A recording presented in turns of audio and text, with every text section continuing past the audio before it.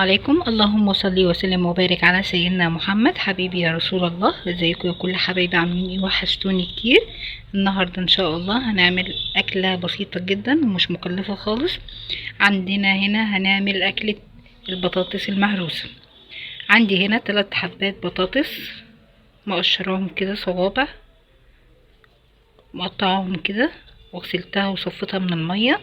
والبهارات بتاعتنا بسيطه خالص: شويه كمون، فلفل، ملح، حبة كزبرة صغيرين، وتوم مفروم، وشوية زيت.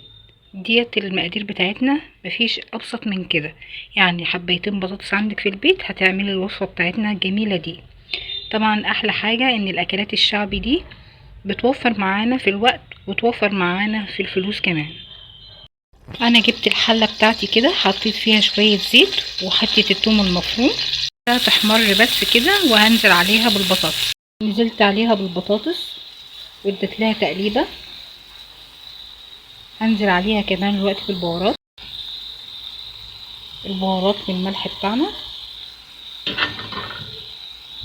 نسميها البطاطس المقموره او سلطه البطاطس او البطاطس المهروسه، بس الصراحه طعمها جميل قوي.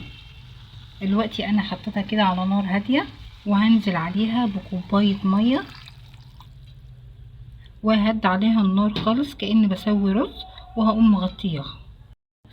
هنغطي عليها بقى وهنسيبها لغايه ما تستوي. وده شكلها بعد ما دخلت في السوية اهيت، ما شاء الله جميلة قوي. وده شكلها بعد ما دخلت في السوية. هنديلها تقليبة كده بسيطة ونسيبها تشرب المية خالص كلها. وخلاص كده البطاطس عندي استوت تماما، ما عادش فيها اي مية خالص. شايفين الحلة من تحت ما فيهاش مية خالص، وبقت مستوية اهيت خالص زي ما احنا شايفين، مرملة وما هيش جامدة ولا اي حاجة. ما شاء الله الوصفة دي طعمها جميل جدا وسهلة وبسيطة، ما مش هتشتري اي حاجة. بطاطسيتين هيعملوا لك ما شاء الله طبق حلو وكبير. لو انت اكله عيش تعمليها في الغداء او فطار او عشاء.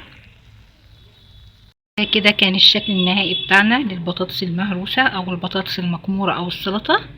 اتمنى ان تكون الوصفة تكون لذيذة وعجبتكم، وما تنسوش تعملوا لايك وتشتركوا في القناة. هي احلى حاجة في حياتي. بحبكم في الله. مع السلامة.